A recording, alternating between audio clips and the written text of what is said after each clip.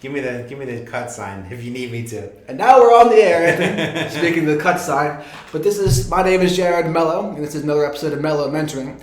Today's episode is going to be a little bit different today, because as you can see, I got a guest here next to me, Anthony Simeone. He's a writer, speaker, and a heroism advocate, and I'm really excited to speak to him for a little bit. And before I get into that, though, please do subscribe if you've not already. Hit the notification bell so you'll be notified when I come up with more videos. And please do share my content with whomever you think may benefit.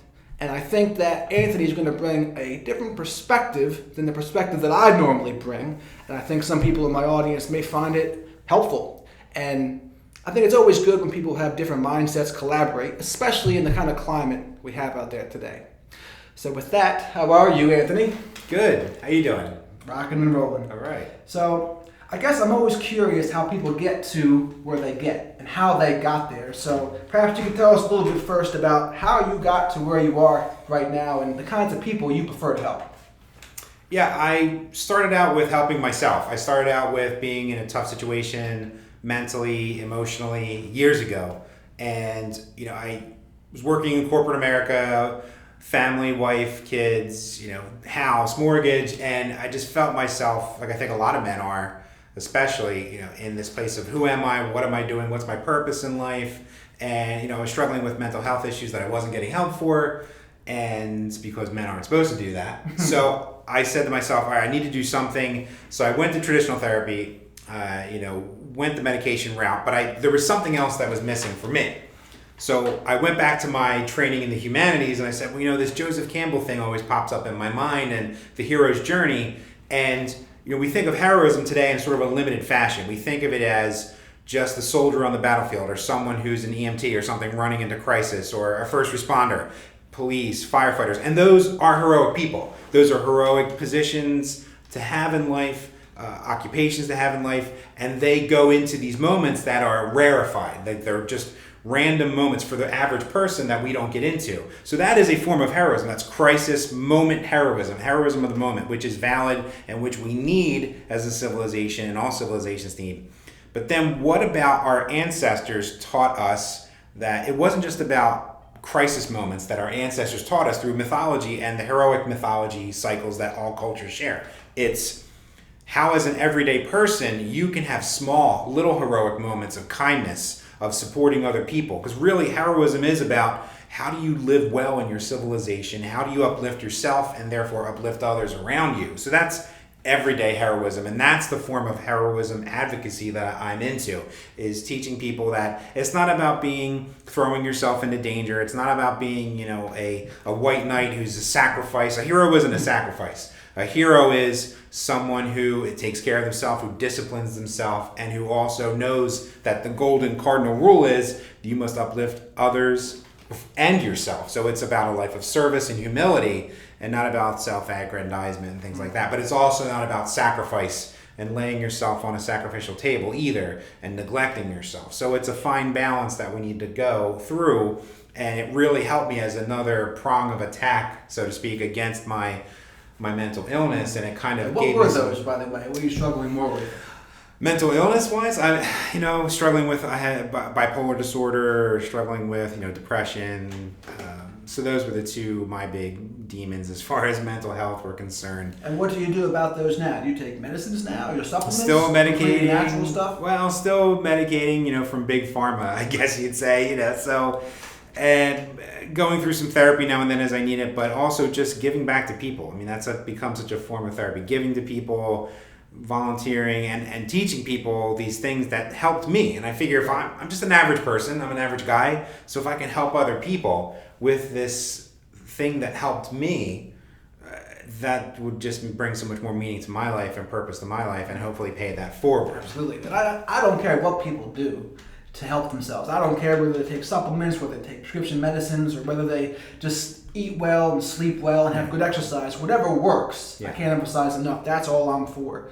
And a lot of people get caught up on being married to their way. It's like, if you don't do it my way, you're doing it the wrong way. And I don't agree with that at all. No, that's what I want to care what works for people. Absolutely, I stress that. If my message doesn't resonate with you, and trust me, I've had people say, you're debasing Joseph Campbell's hero's journey message. I've heard it all. I've heard people that love my message, and there's people that don't resonate with it. And that's fine. We live in this golden age, I think, of not just self-help, but personal development. I think that there's so many ways you can bespoke your life with different messages, with, diet, exercise, and mindset, and whatever path you follow. If it's Tony Robbins, great. If it's me, fine. I'm no Tony Robbins, but but if it's any other, if it's Les Brown, if it's whoever you're into, Gary Vaynerchuk, I don't care. Tim Ferriss, name them, whoever, whatever combination it is, as long as you're disciplining yourself and you're getting yourself in a good space mentally, physically, emotionally, spiritually, I'm all for it. And I think we live in a good time for that. And I think that the throes of what we're seeing in our society are people are calling out for and craving something that maybe religion doesn't provide anymore, or civilization doesn't provide anymore, and we're getting a lot of cynical people. And I think it's because there's an awakening happening. Not to get too spiritual about it, but I think that people are craving personal development, and they're craving something more than what civilization in the West has given them. So, yeah. I think one of the things you've mentioned that I've struggled with before is imagining my own ordinary day being heroic. And I used to think, say if I had a job I didn't really think was my best, or it's like a stepping stone job, I would think to myself, I don't really need to do my best at this place because it's not my ultimate goal. But I knew now that's kind of faulty thinking. It's like how we do one thing is often how we do everything. And so I should be looking and having the mindset I would have towards my best job, even towards those trivial jobs along the way. So I was curious about how you bring that mindset to the more trivial stuff, to the people that, and not that police and firefighting type stuff, not trivial at all, but no. How do you bring that and get to adopt it in your everyday life? Yeah, and we're all human, allow yourself to fail, allow yourself to stumble. I mean, that's a big aspect of what, I kind of got into with this philosophy, is that heroism is a legacy of being human, and, you have to give yourself kindness and give yourself room to be flawed like everyone else. And, if you're sitting there hating your job, who doesn't? I know I've experienced recent hate for my day job, everybody does it. Give yourself the kindness of saying, okay, I know that I need to be more kind to myself, and I need to be like, yes, this is a stepping stone. Appreciate where you're at. So take some time for gratitude, take some time to savor where you're at, and to look forward to your goals and to plan for your goals. So when you're feeling crappy about your job and I shouldn't be here, I'm better than this, say, okay, well, this is a test. That's what heroism is about. In great heroic stories, the hero is tested, So we're all tested every day. That's the analogy. That's what the legends are teaching us. Even in the mundane, you need to find those moments to rise above. And even if it's a small rise, where you're just getting just above that day's drudgery, and you're saying, you know what, I will find purpose in this drudgery, in this suffering, in this. So it's finding that, so that's what you need to do. You need to kind of take a step back and, like I said, use Joseph Campbell's hero's journey pattern. And if your viewers aren't familiar with it, just Google it. I mean, you can find that. But I break it down into 3 major sections. There's always a challenge, a trial that you go through, and then the reward. And if you're familiar with Charles Duhigg, he has The Power of Habit. That's the book I'm talking about. He has a pattern that's also a triumvirate pattern. It's, we're all massive habits, and any habit starts with a cue. That cues your habit, the routine, and then the reward. So it's tinkering with that routine in the middle. If you get cut off in traffic and your history to date has been to go into a road rage, and then the reward is the joy of flipping someone off, you can take that routine and say, okay, I'm going to suck it up. I'm going to just breathe in. I give them the benefit of the doubt. They're struggling. They're having a hard battle in life, just like me. I'm going to give them their humanity, the blessing of humanity and faith that they are human, just like me, and flawed. Then the reward at that point becomes that you made a better decision, that you've upheld society as a mini hero in a mundane event, like getting cut off in traffic, or having an argument with your boss, where you rise above and become the bigger person, become that hero just for a moment, and say, okay, you know what? Instead of my usual routine of getting pissed off, I'm going to just take the breath, be conscious, be aware, be mindful, using this pattern of the hero's journey in those 3 steps, and say, you know what? My reward's going to be, I had dignity for myself and upheld a little bit of societal cohesion around me because of my better action. So. Now, in terms of mental illness stuff, are you able to use that as the trial, so to speak? Oh, for How sure. would you adapt it to that? How would you use the hero's journey to help the depression and bipolar stuff? For sure. So with the hero's journey, if you think about any great story, any great mythology, from Hercules to King Arthur to Neo in the Matrix to right up to the Bilbo Baggins in the Hobbit, Luke Skywalker in Star Wars, they always start out in this place of boringness or drudgery or at normalcy, but then something comes over them. So I equated my mental health problems, my mental health issues, as this empire coming in and like the Death Star looming over me. If you want to use Luke Skywalker. So it's this, you have to journey into the abyss. That's what hero stories tell us, is that you have to journey into the abyss to find yourself. And for people with mental health issues, we have to make that journey within. Joseph Campbell, one of his quotes was, "The cave you fear to enter holds the treasure you seek." And for people with mental health issues, that treasure you seek within is mental health, mental stability, maybe not a cure for your problems, but at least coming to peace with it and managing it. So what's in those dark caves guarding the treasure in myths? Monsters, right? So there's a monster guarding that treasure within you. So what's your monster if you have mental health issues? It's your illness. Right. So it's, there's a lot of talk these days about kind of coming to grips with your shadow, embracing your shadow. And who has a stronger shadow than someone who's in the grip of mental illness, which I've been in. And my life, virtually fell apart at one point, just because of being so in the depths of my mental illness, but not treating it, not getting help for it, and not confronting it. So what mythology teaches us, and what, not just as a fun, cool story, a great story, bro, and then you're done. There's a lesson in there. So you're to be, that's what ancient myth did. You were entertained by the storyteller, and you also learned a message, learned a lesson, a moral. So for me, it was learning that I needed to go in and not slay my monster, because I was never going to kill it. You kind of live with a chronic illness when you have mental health issues, generally, depending on what condition you have. So what you do is you embrace the monster. You embrace the beast. Own it as well. You own it. Exactly. Another way to put it, own it, embrace it, integrate it. And, if you ignore someone, generally, what do they want to do? They want to get your attention. If they want to get your attention, they're going to rant and rave and get in your face. And that's what your mental health issues do.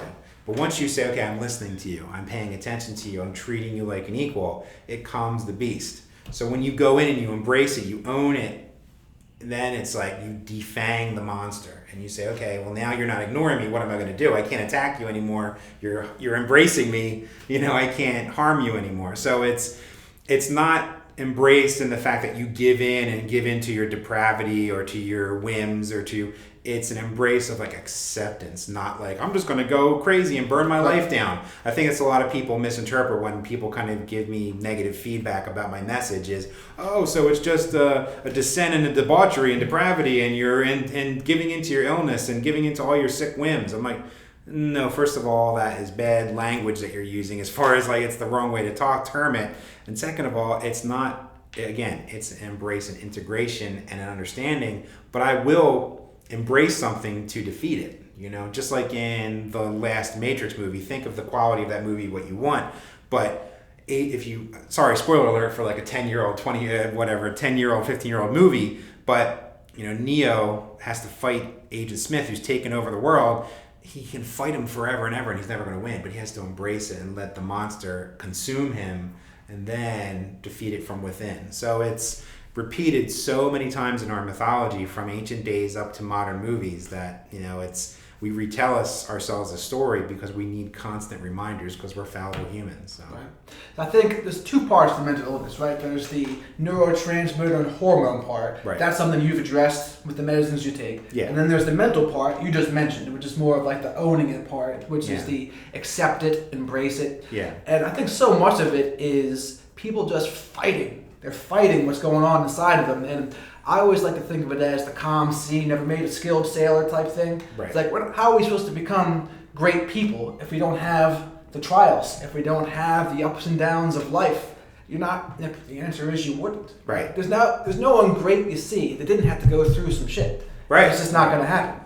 And that's the thing, is that people, I think in our civilization, we have so much luxury, so much comfort, that we kind of have forgotten that we need each other. And when the lights go out and power goes down and things like that, and a crisis happens, who do we turn to? Some other people. Hey, please help me, But I think that we live in such comfort that we feel like we become islands and paragons of self-sufficiency. I think social media does that too. Oh, yeah. It allows us to be in our own little...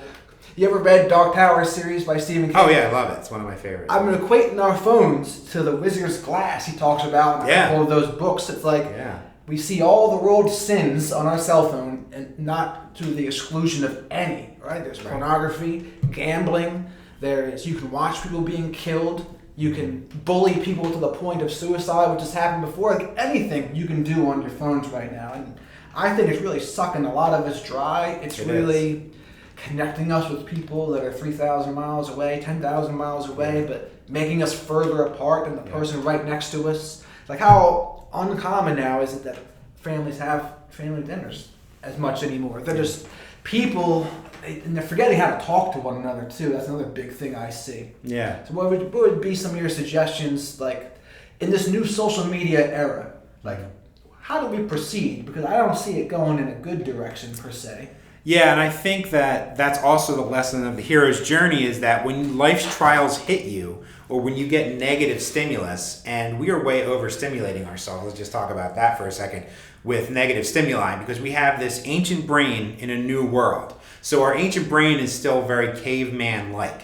So when we're overstimulating ourselves with all these fearful things we see in our phones and our TVs, imagine one of our ancient ancestors, like a Neanderthal, inviting a saber-toothed tiger into their cave. That's what we do when we suck all these images. So our ancient brain is still in there with our amygdala firing off like danger, danger, danger. And we become cynical because of it. And we become, bitter. And if we let ourselves. But the lesson of the hero's journey is finding strength and inspiration through overcoming. And, so for social media addicts and for all of us who are, you have to be mindful of saying, okay, I'm going to turn this off. You have to turn it off. I think the blackouts would be very helpful. Yeah, you need to disconnect. Boundaries with it would be awesome. Oh, yeah, you need to disconnect. It's like they say, too, right? The internet used to be an escape from the real world. Now the real world's an escape from the internet. Yeah. It's too true. Yeah. And I think upcoming parents, right, they should probably have a plan with one another. How are we going to monitor our kids' social media time? When are they going to be allowed on it? When are they going to get a smartphone?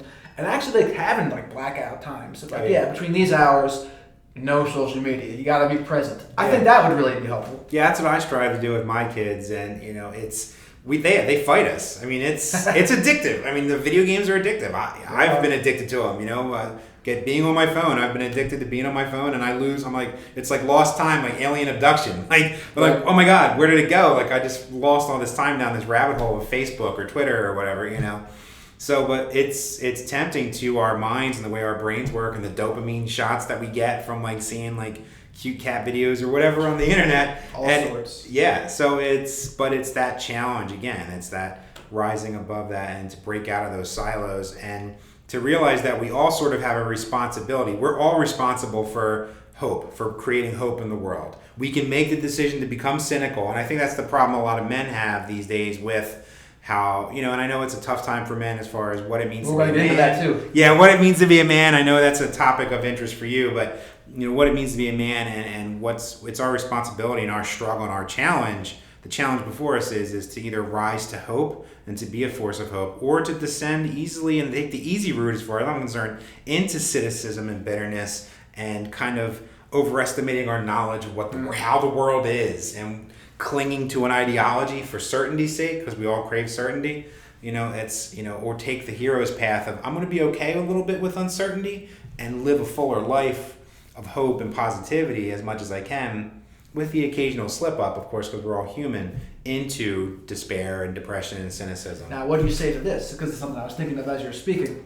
What do you say to the young boys, and then the young women who do the opposite, but young boys who go to video games for that sense of a hero's journey? They're going off into fantasy land, and why? Because they feel important there. And I came to the realization the other day that young women do the same thing with their Instagrams and their Facebooks. Like, they'll go post a selfie of themselves, and they'll become super popular. They get a lot of attention. They feel important on their Instagram and Facebook stuff, the same way that young men will feel important in their video games. So they're kind of using that. But what would you say to them, I guess, as just to be mindful of it? Yeah, I think those are temporary fixes. I mean, we have this drive that we're trying to fulfill, and that's fine, and it's, who doesn't want to be noticed and seen? Yes.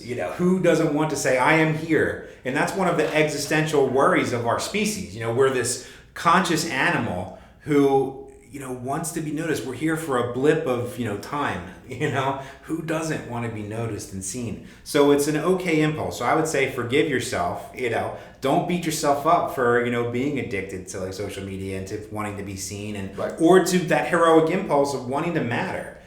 But it's just realize that social media and video games are a temporary fix. And it's really just about the kind of the glory aspect of heroism. So those things are sort of like the glory.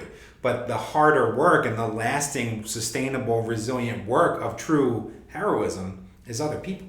You can't be heroic without helping other people. You right. can't be heroic without other people judging you a hero. Because that's one thing I tell people is, don't get me wrong, you should never be calling yourself a hero.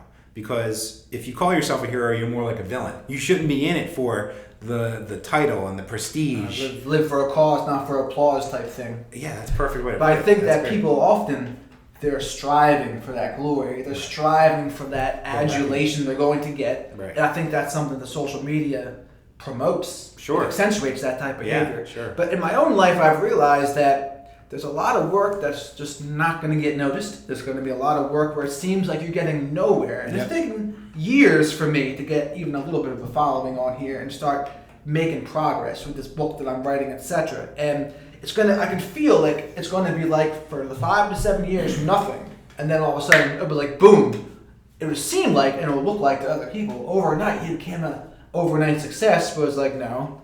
There's 5 to 7 years of work that people don't see. Yeah. And I think that's the real footwork is what's getting lost right now. People, because not many people are posting their struggles on their social media. They're posting their highlight reels, right? And so we're not seeing all that tedious work that gets you nowhere. That appears to get you nowhere, but it might get you somewhere later. Yeah, and then it's just accepting and moving on even after you consider that you're never going to get the influence. I mean, you're trying to gain influence. You could, but so it's kind of like Schrodinger's influence. Like, I'm really into and I know I'm using the analogy wrong for any of you science nerds out there, but anything possible in the future is sort of Schrodinger's reality as far as I'm concerned, to use it incorrectly. Like right now, in the future, you could have a lot of influence as Jared Mello and Mello Mentoring, or you could just kind of impact 1 or 2 people here or there throughout your life in the pursuit of this noble goal of trying to mentor other people. Right. And it's sort of part of that heroic journey is saying, okay, I need to be okay. I'm going to do the work. That's more important. And I'm going to forget about and let go of my expectations for the future. And that's hard. That's hard for us to do. And I struggle with it too, because I'm trying to write the book and, influence people positively. I'm trying to develop a program for men. I'm trying to, based off of heroism science and positive psychology, and I'm trying to get that out there. And I've held groups in, library rooms, back rooms where I've talked to just a couple guys and nobody showed up. So it's just that, is the message and the mission, is your why strong enough to keep you going? You just said it, because that's the one thing that's for certain. If you give up, you'll never make anything. Right. So as long as you don't give up and you continue, Yeah. you can always have a chance to get there. Right? You have to, and the drive is this. You're right. The drive has to be there from within. You really gotta have to want it enough. You gotta be driven by your goal, by your why. I think that's extremely helpful. And if you're not, you have to be like the first zealot of your message. You know what I mean? Yes. Like you have to be the first believer. People need to see that you're the believer. Otherwise, people are so savvy now and cynical, like I said earlier, that they're smelling for, people that are imposters and who are trying to, because the only thing we like more than a winner is a loser in our society, unfortunately. Often. Well, I feel like there's a lot of people trying to imitate other people's success, but when you try to do that, you won't even get to as far as they've gotten. You get a little, not quite even as far as them. The way to really get successful is to trailblaze your own path. Yeah, I'm going to do that hopefully with the Radical Self-Respect book. But you mentioned that you're writing a book and you are doing a men's program. Why don't you talk a little bit about what those are, if you're up to it? Yeah, I'm working on, so I went through this certification process of becoming a applied positive psychology practitioner. and it's offered through this organization called the Flourishing Center, and it's run by people who were in the master's program at UPenn for positive psychology. So do you need a graduate degree or a bachelor's degree to do that, or is it no, not necessarily. Program? It's sort of a certificate program that these master's degree students have created through this organization.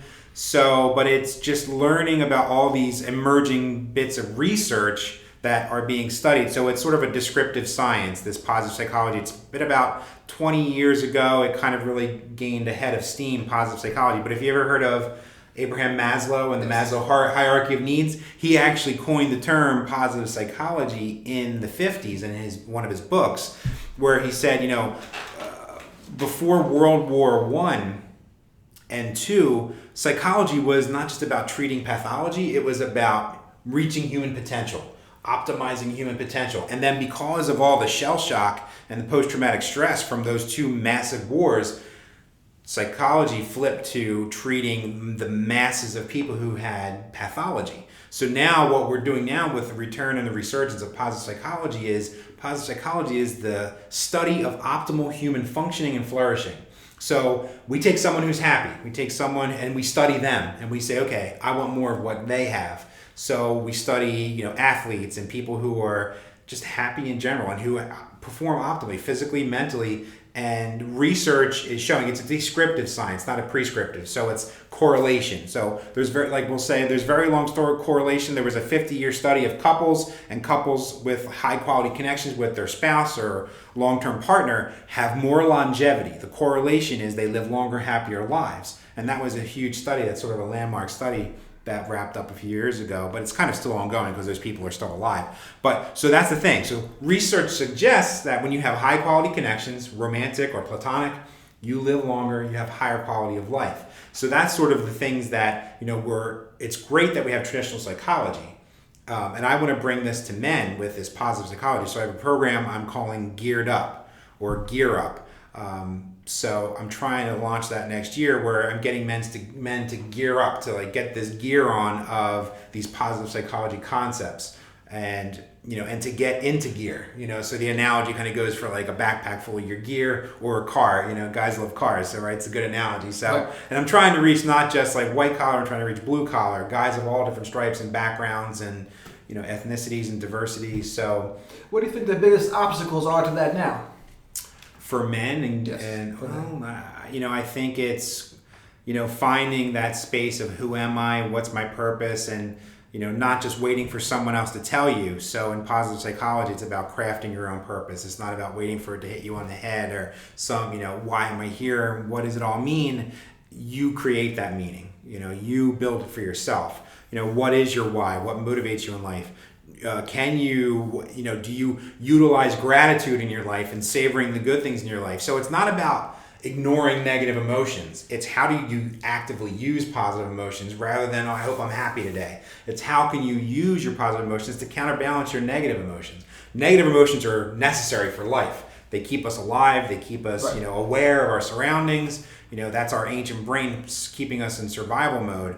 But too much of it, like I said earlier, stimulating or overstimulating ourselves with negativity gets us cynical. So I think that's a big challenge, is teaching men that you have this resource of positive emotions in you to help you get into gratitude mode, to help you savor the good things in your life, to help you as a resource for resilience and building up resilience and building up a positive to balance out the necessary but sometimes overstimulated negativity in our lives. So that's where I'm trying to go with the positive psychology for men. But then the heroism thing I see as also being valid with a lot of heroism science, people that are studying that, and that, again, human legacy that was talked about in our literature for eons, but now science is starting to prove, in disciplines like positive psychology, that all of those stories that we told each other and those techniques that our ancient ancestors used and those aspects of human personality that our ancestors knew were there through observation is being proven through science and supported by scientific research and empirical research. Yeah, one thing I see happening, you brought up a bunch of things there that brought up a bunch of ideas for me. Yeah. But we are kind of neglecting a lot of past wisdoms right now. It seems like there's this new line of thinking where it's like, they were wrong about that, and there were studies thinking about this, so they must be wrong about everything. Right. And thrown everything out. Yeah. The other thing you made me think of is the meaning at which we look at a lot of our circumstances, right? So whether it's the meaning of our depression or mental illness, whether it's the meaning of a unsuccessful relationship, how we look at it means so much. It's like Viktor Frankl said, man's search for meaning, right? Yeah. You can find the meaning in anything, and you always have the freedom to choose your response. That was his big takeaway, right, from that experience at Auschwitz. And the same thing goes for, say, an unsuccessful relationship. A lot of people look at it through the lens of, I'm a victim of that person, and I'm just stuck in that zone. Right. But if you flip it a little bit, look at it with a different perspective, you can say, you know what?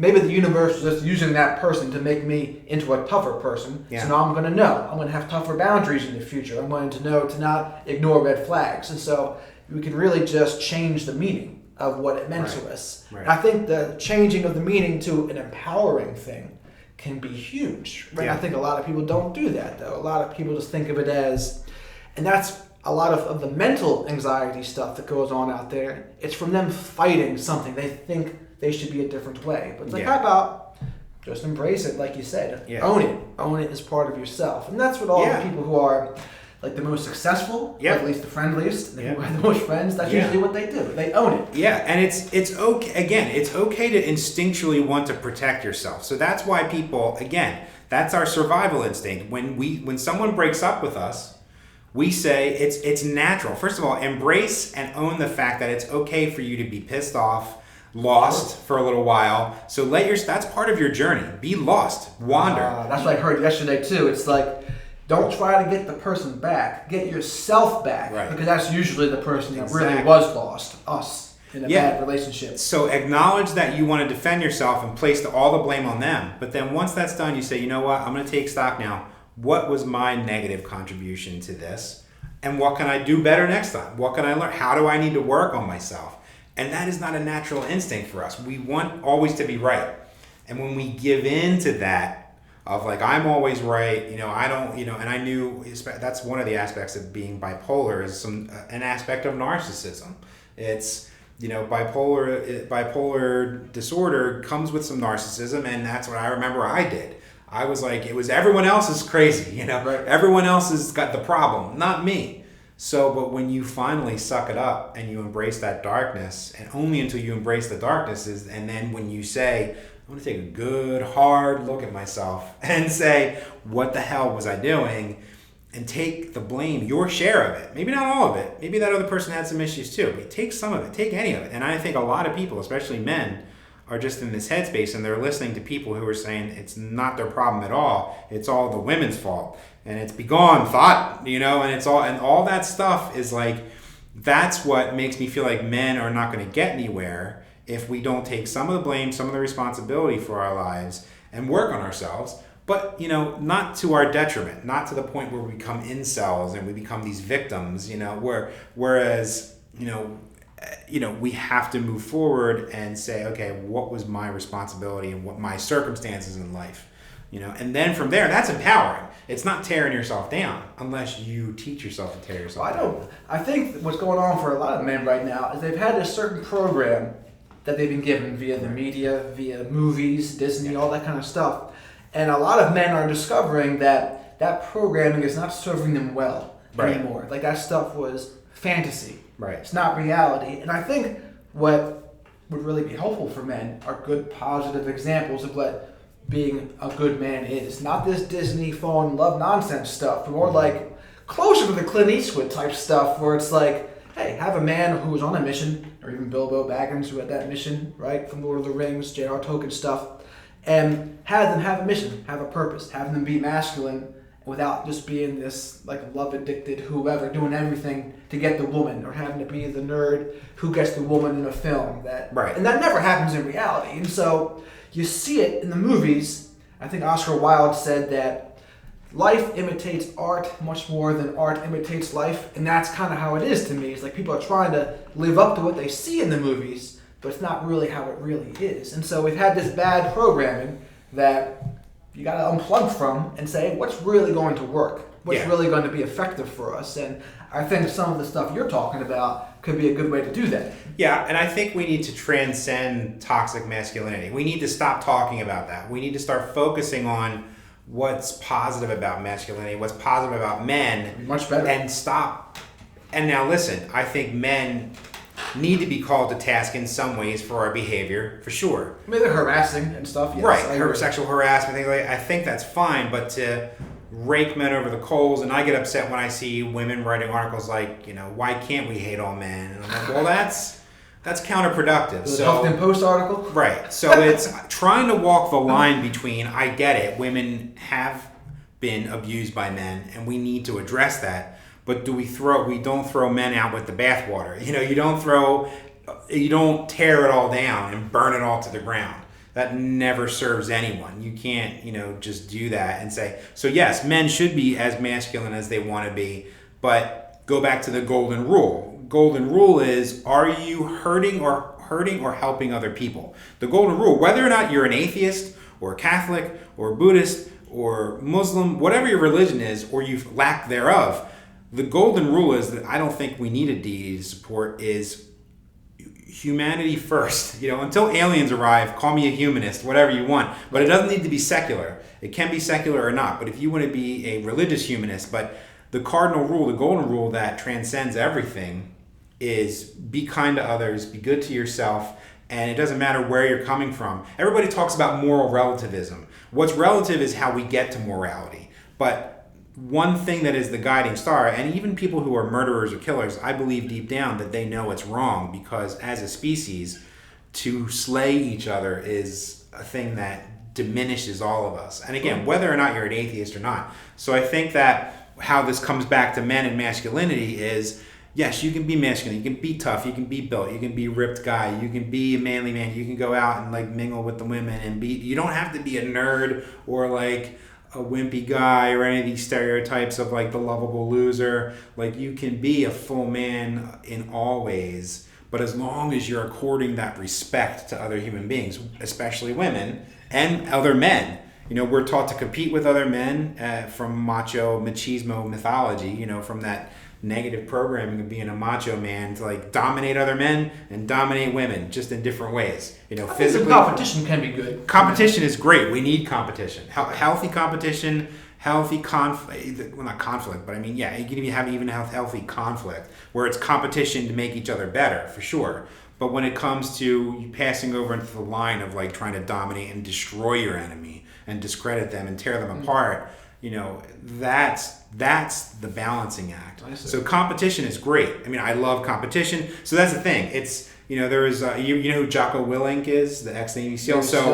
So I shared an article on a website of his, and I was inspired by his article about, how, be dominant, be determined, be tough, but all things in moderation. When you start crossing the line into impinging upon the sovereignty of another human being, when you start attacking another human being and tearing them down on a physical, mental, psychic, emotional level, that's when you cross the line from being a man into a monster, sort of. So it's there's a balance. So, I'm not sitting here it's the new man, it's the man who's more feminine. It's just be human. I want men to be more human. Be more of a man, be more of yourself, be more of you, rather than, you got to be more. And I think, and to get into this other thing, I think that, first of all, man and woman is sort of an illusion in terms of a lot of the things we talk about. Yes, there's gender differences, but we've taken them and cranked them up to 11.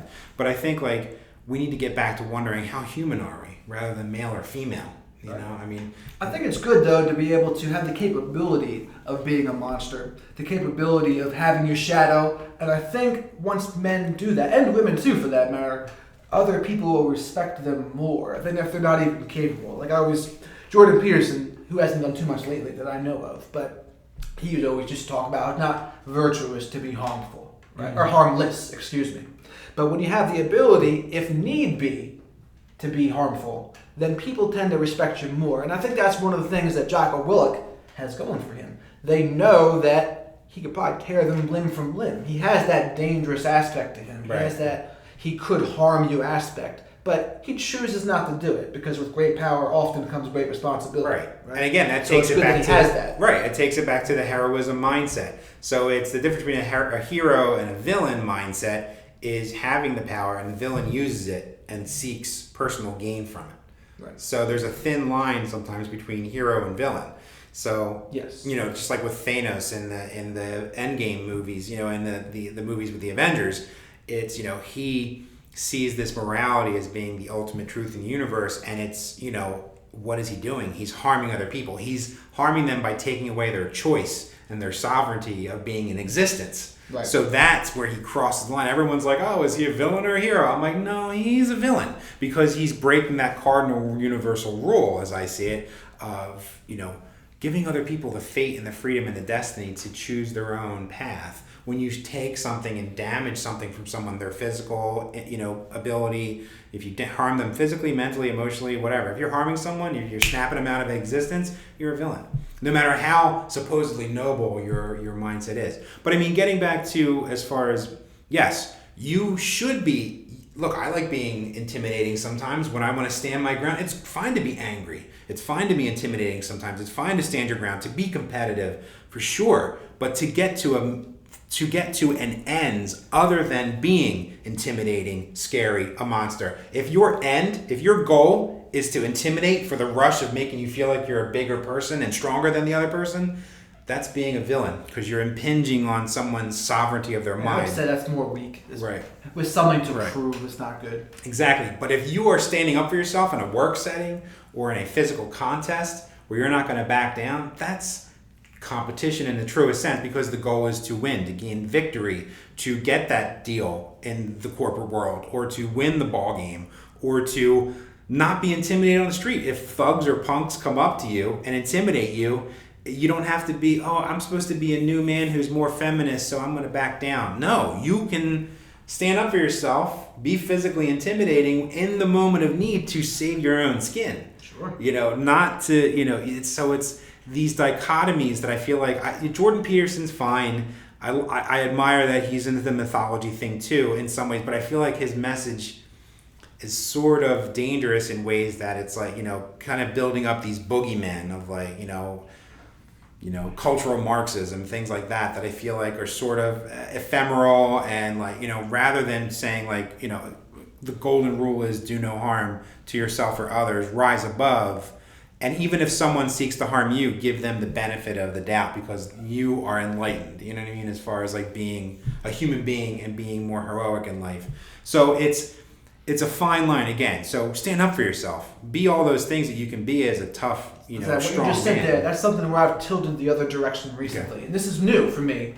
But I would lean more towards not giving people the benefit of the doubt anymore. I've leaned towards making them show me that they have good intentions. Because more often than not, when I assume they do, I'm usually wrong. Mm-hmm. It's not as good as I thought it was. So I've skewed, and this is part of that radical self-respect mindset I've been starting to develop.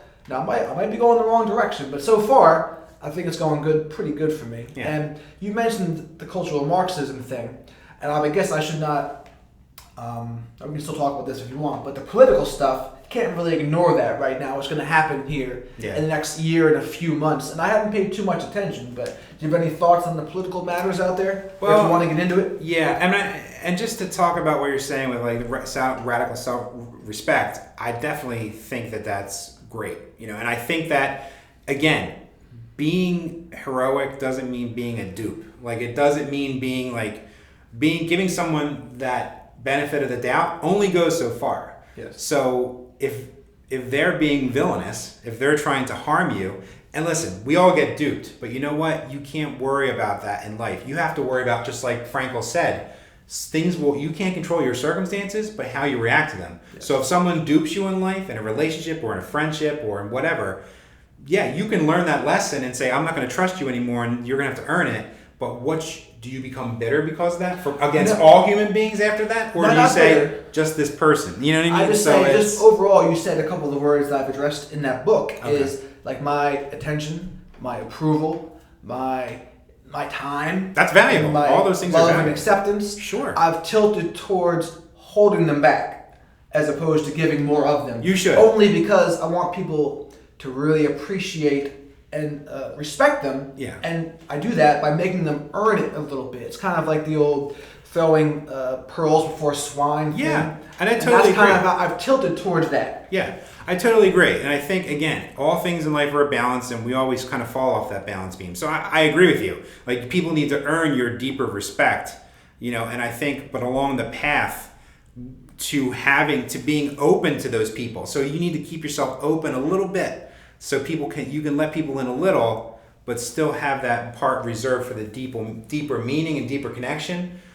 But, I think if we close ourselves too much in being that stereotypical tough guy, you have to expose a little bit of yourself to the world, because otherwise you're sheltering yourself. You know what I mean? So I think a little bit. I think you probably reach that balance, just naturally. I think we all do. But I think, oh yeah, sure. I definitely want to say that, I'm agreeing with you. It's just that maybe in like the execution, maybe like it's just, I think we're reaching the same place, basically, is what you're saying. But as far as the politics is concerned, if you really want to touch on that, I really I think I mentioned to you when we were talking online about how I'm a big kind of student of absurdity lately. And I feel like absurdity and humor tap into this perspective taking. Like, humor yanks us out of our circumstances, and the absurd, looking for the absurd, yanks us out of time and lets us step back and observe and say, this is really ridiculous that we've divided ourselves into these arbitrary groups and categories that we created ourselves and we forgot we created. So we've put ourselves into these symbols and into these positions and titles and little groups, and then we promptly forget that we created them, and then we serve them like they're a deity. So for me, I'm so sick of the Democrats and the Republicans and all of these little groups bickering and fighting, and I think we're all getting exhausted by it. And I'm tired of conservative and liberal and all this, and I think that's another lesson of the hero's journey, is if more of us can transcend that everyday rigmarole of what I consider to be the symptoms of civilization that needs the civilization needs some cleanup. Like, we need some trimming of some of the fat as far as our ideologies are concerned. Right. I think so many of us are desperate for meaning that we cling to an ideology. So if an ideology like being a conservative or a liberal or a Democrat or Republican, it gives you a nice safe boundary to the universe. And it says, okay, this is what's right, this is what's wrong, and that's tempting. And these are the people who are right, and these are the people who are wrong. So when we live in ideology so much that it becomes our identity, that scares the crap out of me, because probably should. Yeah. I think we're experiencing a lot of vocal extremes right now. Yeah, right. A lot of it's accentuated by social media, where everyone has a platform as an outlet, and we really see what people are thinking. But I think there's a lot of people in the middle that aren't really that way. They are pretty level-headed. My only problem with them is a lot of them seem a little more inclined to just not participate in the discussions, when I think we need more level-headed people in the discussions. Right. And the level-headed ones are deciding, I'm afraid what my future employers may think of what I posted on social media. And they're being smart in a way, but I think overall, we might be in some trouble here, depending on what happens in the next year and a half or so. Like, the divide is not too good. I think the middle needs to help people just have healthy discussions. It's kind of like the difference between an argument and a discussion. An argument is to find out who is right, and a discussion is to find out what is right, and not being married to any particular side's version of what they think is right. Yeah, and that's the trick. And the trick is how can you be, because it seems like the extremists are the ones that are the squeaky wheels. They're the ones that shout the loudest because they're the zealots. How do you get the mass of people who are moderate? Like, most people are just trying to go about their lives, just like everybody else. But how can we take the fire of the zealot and the moderating influence of our rationality and merge them so more moderate people are vocal and have these conversations? And I think, again, that's the hero's journey, again, is that stepping beyond the comfort zone. So I know you and I don't agree on a lot of things just by watching your videos, you know what I mean? Like, on the nuance, I think you might like Jordan Peterson a little too much there, Jared, but I'm just kidding. But no, I kid. But seriously, no, I don't want to make fun of Trump anymore. Like I did in the past, I don't want to, because you know what? That doesn't serve unity. Like, I don't want to make fun of conservatives anymore. I don't want to make fun of, gun people who are into gun advocates. Like, I don't want to do.